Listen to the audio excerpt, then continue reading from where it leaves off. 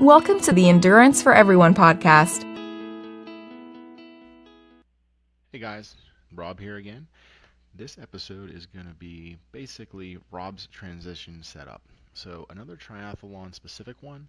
So if it's something that doesn't interest you, feel free to click away. But if it's something you're thinking you might be interested in, or think you know how to maybe do it better, feel free to listen and critique from there. So one of the last sprint episodes I did was What's in Rob's Bag, where I went through everything pretty much that's in my bag, the reason that it's in there. And so I'm going to not really go through all of that, but now I'm going to be going through what I have, where I'm laying it out, and I'll talk maybe a little bit of brand specific stuff now at this point. And mostly it's not sponsored by anybody, but it is what I found works for me, what I've either been purchased or been given, and we'll go through for that. So, prior to transition setup, okay, I get up in the morning and get your morning routine, and I get ready for the race. So, out the night before, I take the stuff I'm gonna need to I'll discuss here in a second out of my triathlon bag, check my gear for probably the 100th time to make sure that it's all there, nothing fell out, and so forth. Put it all back away so I know what's in there for the race morning, and then lay it all my stuff out, usually in the bathroom, so that way I'm not getting dressed and turning on lights in the room and waking my wife up, or the child whenever I'm getting ready for the race. Race morning, put my heart rate strap on. I put on my one piece tri-suit. Once again, I said I wear a one piece. Some people wear two piece. That's your preference. I put on shorts or pants depending on the temperature, shoes, Crocs, or like I said, I wear a set of Vibram Five Fingers. Sometimes I wear sandals. If it's going to be hotter, and I'll put a t-shirt on. Sometimes I'll put a hat on, spare hat, not the one that I'm going to be using on my run, but a different one just to have, and put my watch on, ready to go. I'll eat my breakfast, whatever it's going to be, and I head on out to the race venue. Get to the race venue, I get checked in. I've already got my bike, or my bike may already be there. Numbers are on the bike, numbers are on the helmet. Not going through all that. Your race packets will tell you what you have. And each race might be a little different, so that's not needed to go through it.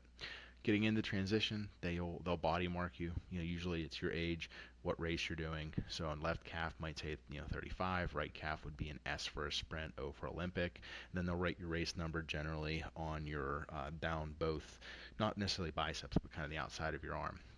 Some races have temporary tattoos they give you for the day of. That's all just dependent. You have to see what you have there. So I get into transition, and depends. Some of them are specific. You have to rack in a certain area. Some of them are more of an open racking. You have to pay. You have to follow whatever rules they have set up. So you get to where you're at.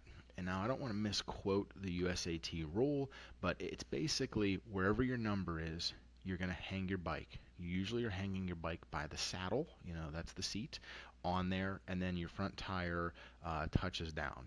You generally, and I don't want to mess this rule up here, you basically have from one side of your bike, from where your tire touches to the rack, and about that width to the next bike, left or right. That's your area, and I say it that way, and it's fairly important to say it that way because there's actually a rule that if you're out past there, they can penalize you for that. So check what it is, ask a race official. You don't want to be impeding on somebody else's area. So it's about the size of a regular bath towel. That's why I take one instead of a beach towel and so forth. Now, I had said in my gear I have multiple towels. So I lay one towel down on the ground. Then what I do, if it's too long, depending on how the rack is, I'll maybe fold the end of it up. But sometimes I use that to cover my shoes. I'll get into that in a little bit. So I kind of work everything backwards, meaning as far away from me, closer to me. Basically I want the stuff that I'm going to use first closer to me, and the stuff I'm going to use last farther away from me. So if you picture your bike, it's hanging by the saddle. You have space under your bike. Once my bag is empty, I have the stuff out of it that I'm going to need. Some races you have to remove your bag. Some races allow you to keep it there. Race specific, you're going to want to find that out. But I generally put my bag, if I'm allowed to keep it, under the back tire of my bike because it's elevated off the ground by about a foot or two, so depending on the height of the rack. So my bag goes under, So all my extra stuff that I had discussed previously is there, should I need it. Towel is laid out on the ground. I take my bike shoes and put them all the way out at the end, as far away from me. Or not my bike, my running shoes, because that's the last thing that I'm going to use is my running. I take up my sunglasses. Sometimes if I have a spare set or my prescription set, if I don't plan on wearing them, they'll go in, like basically into one of the shoes, so it'll be tucked right there in the shoe. That way they can't make their way away. They can't be, they can't go away. I then take my socks and I put them in the other shoe. So that way, when I'm switching to running, it's socks. First thing, grab your socks, put your socks on. Boom, put your shoe on, take your sunglasses, set them out, put your other shoe on. You're good to go. Okay. On top of that, I have my race belt. On top of that is generally my hat. So the actual process when I get off the bike, now USAT rule, I will interject it. You can't unclip your helmet until your bike is racked. You can't unrack your bike until your helmet's clipped. You want to make sure you know that. Otherwise, you can get penalized. So I hang my bike up, I unclip my helmet, I take it off. First thing I do is reach down, grab my hat, put my hat on. I then reach down, grab my race belt, usually has my number on it, clip it on. Now my race number's on. Then I go, socks, shoes, and I'm out. And I'm off and running, literally. Okay? Back it up. I'm coming off the swim. I have the next line then is going to be my bike stuff. So on the ground, I'm going to have my 2 bike shoes. And on top of my bike shoes, I'm going to have, like I had said earlier, I have multiple towels. I'm going to have a towel that I'm usually going to wet before the race. At this point, it might be dry, depending on how hot it is. So across my shoes, I have a towel laid down there, like just a little hand towel. That way I can wipe my feet off. In my other shoe is going to, or in the 2 shoes, like my run setup, I will have nutrition if I'm going to take it, a bar or a goo if that's what you want or whatever. In the other shoe is generally what I had said earlier, my spare water bottle, whether it has Gatorade or water, depending on the length of the race.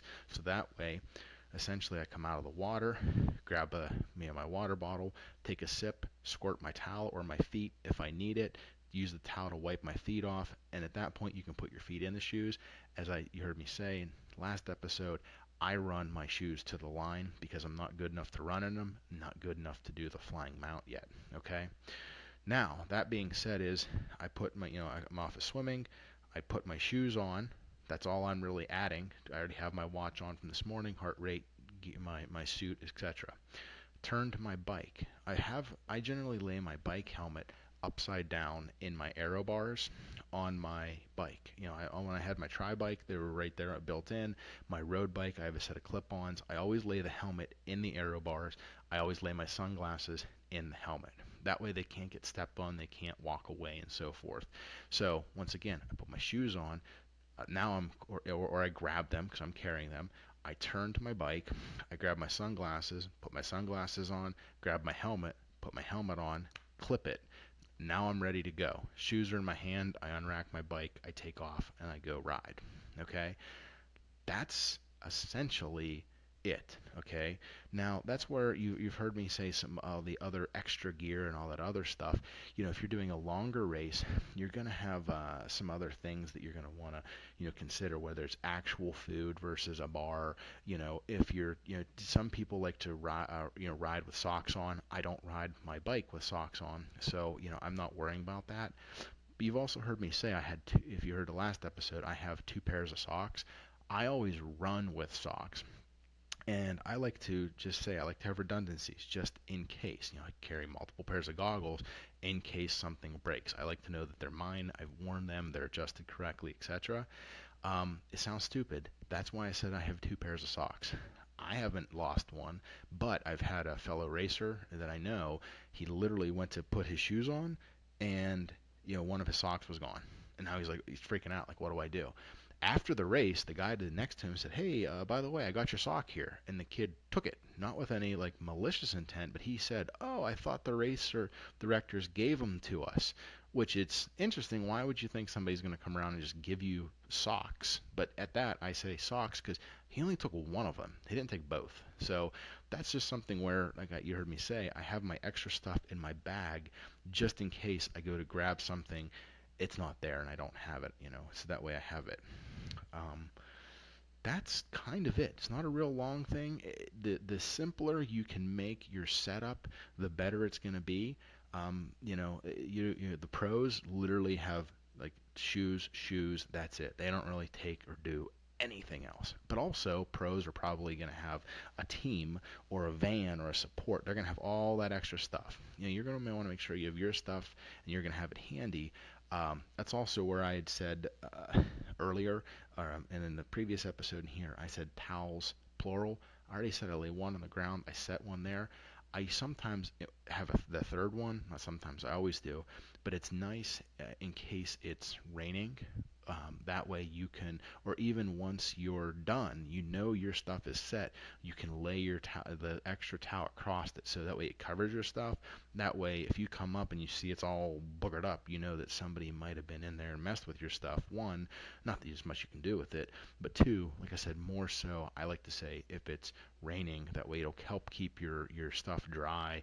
You're going to get wet, but it'll help keep it dry until you're putting it on. So that's about all I have for transition setup. Like I said, the simpler you can keep it, the better. The less stuff you have, the better. But I like to lay it out, and that's about as logically as I can.